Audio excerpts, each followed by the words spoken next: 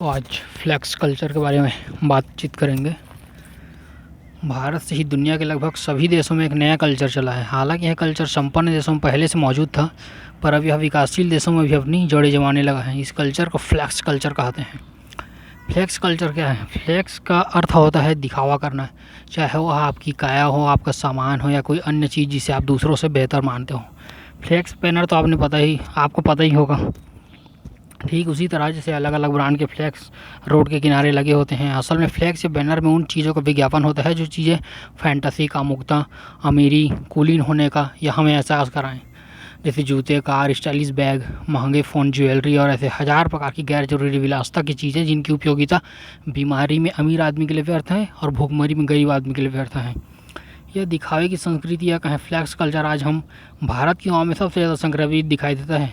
Instagram हो गया, Facebook हो गया, सैकड़ों ऐसे सोशल मीडिया प्लेटफॉर्म हैं, attention seeking social media platform हैं जहां लोग ब्रांडेड वो जैसे कुलीनता सिद्ध करते प्रोडक्ट्स की फ़ोटो लगाकर अपनी रईसी और झूठी शान और शौकत दिखाने में लगे हैं। यहाँ तक कि जिनके रोजी रोटी का पता नहीं वो भी भाड़े के कपड़े, भाड़े के बाइक, भाड़े के जूते और कार लेकर अपनी कुलीनता सिद्ध करने में लगे हैं। यह भाड़े की कुलीनता केवल मध्यम वर्गीय स्तर पर नहीं है। इसके सबसे निकृष्टतम रूप आप बॉलीवुड के स्टार, सेलिब्रिटी, क्रिकेटर, यूट्यूबर, सरकारी अधिकारी और राजनेताओं तक में देख सकते हैं।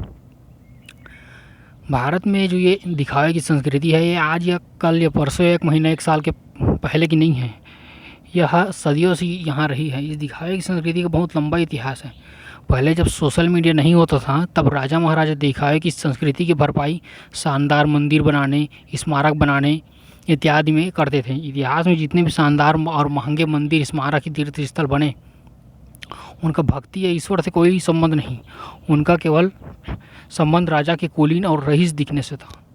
वरना आप खुद सोचिए कि फिर राजा का धर्म प्रजा के लिए कल्याणकारी योजनाओं के क्रियान्वयन से ज़्यादा महत्वपूर्ण कौन सा मंदिर, मस्जिद या स्मारक बनाना हो सकता था।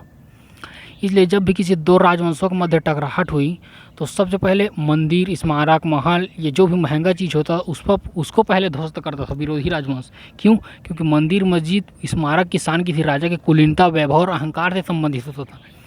अतः उस मंदिर या स्मारक को तोड़कर विरोधी राजवंश उस राजवंश के अहंकार पर प्रहार करके अपने शक्ति का प्रदर्शन करता था, ताकि राजा और प्रजा में डर का माहौल संचारित हो और वह आसानी से उस दूसरे राजवंश को कब्जा कर ले। फ्लैक्स कल्चर को आइए एक उदाहरण के जरिए समझते हैं।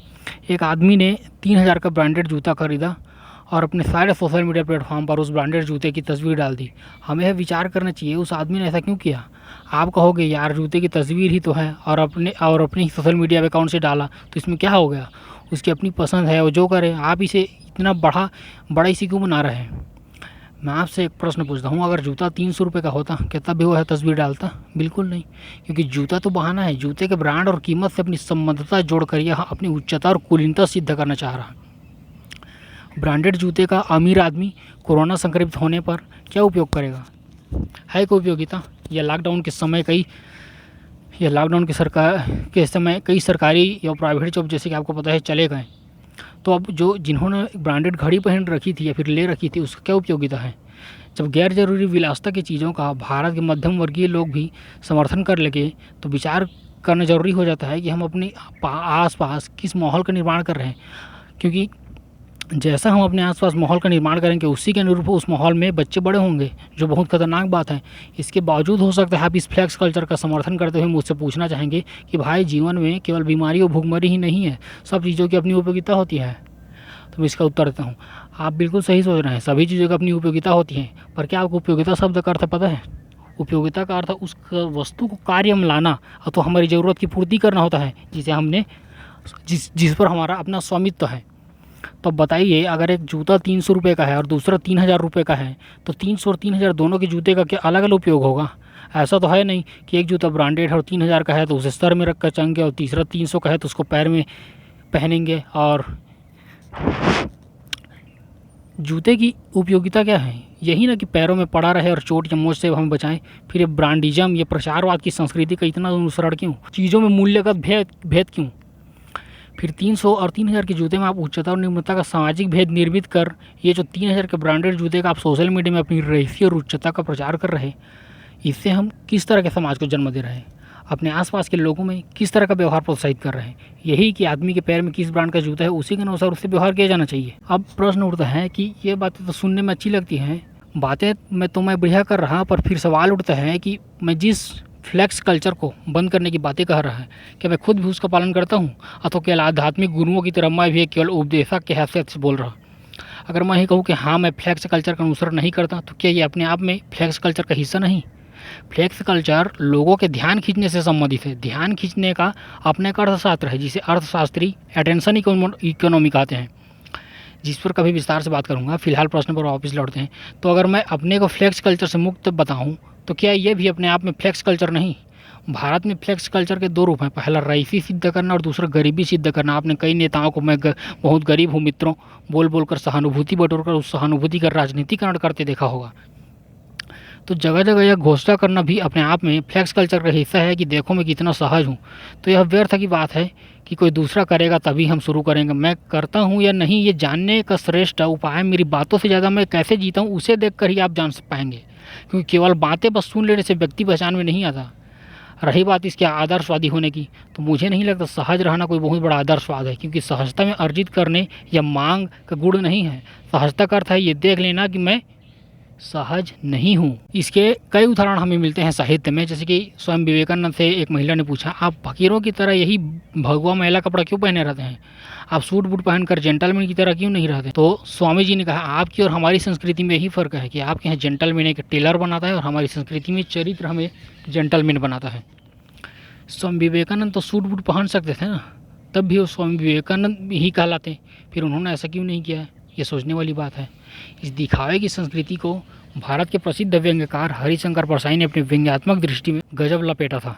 परसाई का यह मुख्य लेख जो मुंशी प्रेमचंद के फटे जूते के नाम के शीर्षक के साथ प्रकाशित हुआ था, पूरा लेख तो यहाँ रखना संभव नहीं होगा, पर इस लेख के कुछ प्रभावशाली विचार यहाँ रखना चाहूँगा, जिसमें परसाई जी दिखावे की संस्कृति का जगह है फ्लेक्स कल्चर पर व्यंग्यात्मक प्रहार करते हैं। परसाई जी कहते हैं, टोपी 8 आने में मिल जाती है और जूते उस ज़माने में भी 5 रुपये से कम में क्या मिलते होंगे? जूता हमेशा टोपी से कीमती रहा है, अब तो जूते की कीमत और बढ़ गई है और एक जूते पर 2500 टोपियों न्यौछावर होती हैं। आप व्यंग समझ पा रहे हैं? या टोपी और जूता दोनों का प्रयोग सिंबॉलिक है। अगर टोपी जिसे हम सर पे पहनते हैं को बुद्धिमत्ता का सिंबल माने और जूता जिसे हम पैरों में पहनते हैं कोई झूठी शान और शौकत का परिचायक, तब हम व्यंग की सूक्ष्मता समझ पाएंगे कि परसाई की जूते और टोपी से समाज की किन कुरीतियों और धारणाओं को उजागर करना चाह रहा है। आइए एक एक लाइन को समझते हैं। टोपी 8 आने में मिल जाती है और जूते उस जमाने में भी 5 रुपये से कम में क्या मिलते होंगे? कहने का अर्थ यह कि मुंशी प्रेमचंद के समय भी समाज में बुद्धिमत्ता से ज़्यादा भौतिक कुलीनता और झूठी शान का ज़्यादा बोलबाला था। इसलिए परसाई जी कह रहे हैं कि टोपी 8 आने में मिल जाती है और जूते उस जमाने में भी 5 रुपये से कम में क्या मिलते होंगे। अर्थात मुंशी प्रेमचंद के समय भी झूठी शान और शौकत की कीमत बुद्धिमत्ता से ज़्यादा थी। अर्थात मुंशी प्रेमचंद के समय भी यह फ्लेक्स कल्चर समाज में व्याप्त था, जिसका एक उदाहरण मुंशी प्रेमचंद के ही एक उपन्यास है गबन, जिसमें आप देख सकते हैं मुंशी जी महिलाओं की आभूषण प्रियता और श्रृंगार पर व्यंग करते हुए लिखते हैं, गहनों को मर्च न जाने इस दरिद्र देश में कैसे फैल गए। जिन लोगों के भोजन का ठिकाना नहीं हुए भी गहनों के पीछे प्राण देते हैं, हर साल अरबों रुपए केवल सोना चांदी खरीदने में व्यय हो जाते हैं। संसार के और किसी देश में इन धातुओं की इतनी खपत नहीं, तो बात क्या है? उन्नत देशों में धन व्यापार में लगता है, जिससे लोगों की परवरिश होती है और धन बढ़ता है। यहाँ धन श्रृंगार में खर्च होता है, उसमें उन्नति और उपकार की जो दो महान शक्तियाँ हैं उन दोनों ही का अंत हो जाता है। बस यही समझ लो कि जिस देश के लोग जितने ही मूर्ख होंगे वहाँ जेवरों का प्रचार उतना ही अधिक होगा। वह धन जो भोजन में खर्च होना चाहिए, बाल बच्चों का पेट काटकर गहनों की भेंट कर दिया जाता है। बच्चों को दूध ना मिले ना सही, घी की गंध तक उनके नाक में ना पहुँचे ना सही, मेवों और फलों के दर्शन ना हो, कोई परवाह नहीं, पर देवी जी गहने जरूर पहनेंगे और स्वामी जी गहने जरूर बनाएंगे। 10-10, 20-20 रुपये वाले पाने वाले क्लर्कों को देखता हूँ जो सड़ी हुई कोठरियों में पशुओं के भांति जीवन काटती हैं, जिन्हें सवेरे का जलपान तक मैसर नहीं होता, उन पर भी गहनों की सनक सवार रहती है। इस प्रथा से हमारा सर्वनाश होता जा रहा है। मैं तो कहता हूँ यह गुलामी पर अधीनता से कहीं बढ़कर है। इसके कारण हमारा जीत कितना आध्यात्मिक, नैतिक, दैहिक, आर्थिक और धार्मिक पतन हो रहा है, इसका अनुमान ब्रह्मा भी नहीं कर सकते। मुंशी प्रेमचंद अपने समय की दिखावटी संस्कृति, सोना चांदी, श्रृंगार और झूठी शान पर प्रहार कर रहे हैं। चलिए परसाई जी की व्यंग्यात्मक दृष्टि को आगे बढ़ाते हैं।